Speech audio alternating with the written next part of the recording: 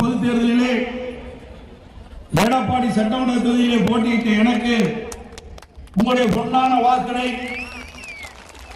சுமார் 98,000 வாக்கு வித்தியாசத்திலே என்னை வெற்றி பெற செய்து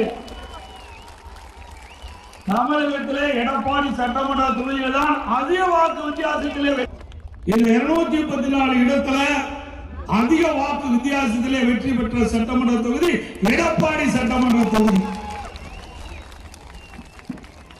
இந்த வெற்றியை தேடி தந்த அத்தனை பெருமையும் வந்திருக்கின்ற வாக்காளர்களிடத்திலேயே சாரும்.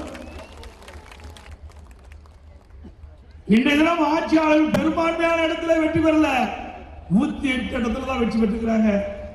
8 மாவட்டத்துல ஒரு இடத்துல கூட அவங்க வெற்றி பெறவில்லை. இன்றைக்கு அவர் பல கட்சிகள் ஆதரவு கொடுத்து தான் இன்றைக்கு ஆட்சியில் அமர்ந்திருக்கிறார். டிவிக்கு ஆட்சியில் அமர்ந்திருக்குது. இது ஒரு நாற்காலிக்கு 4 கால் இருக்கும். அதுல 2 கால் தான் இன்றைய ஆட்சியாளருடைய கால், 2 கால் இரவல் கால். திராவிட முன்னேற்ற கழகத்தின் மூலமாக வெற்றி பெற்று அந்த கூட்டணி கட்சிகள் இந்த டிவிக்கு ஆதரவு கொடுத்து அதனால ஆட்சி அமைச்சிருக்கிறீங்க. அந்த 2 கால் எப்பொழுதானாலும் நகர்கின்ற பொழுது நாற்காலி தானாக சாயும். அப்படிப்பட்ட நிலைமைதான் டிவிக்கு இருக்கிறது என்பதை எண்ணி பார்க்க வேண்டும். திராவிட முன்னேற்ற கழக தலைமையில் அமைக்கப்பட்ட கூட்டணி கட்சியிலே வெற்றி பெற்ற அந்த சட்டமன்ற உறுப்பினர்கள் டிவிக்கு ஆட்சிக்கு முட்டு கொடுத்து தாங்கிக் கொண்டிருக்கின்றார்கள். அவருடைய தயவை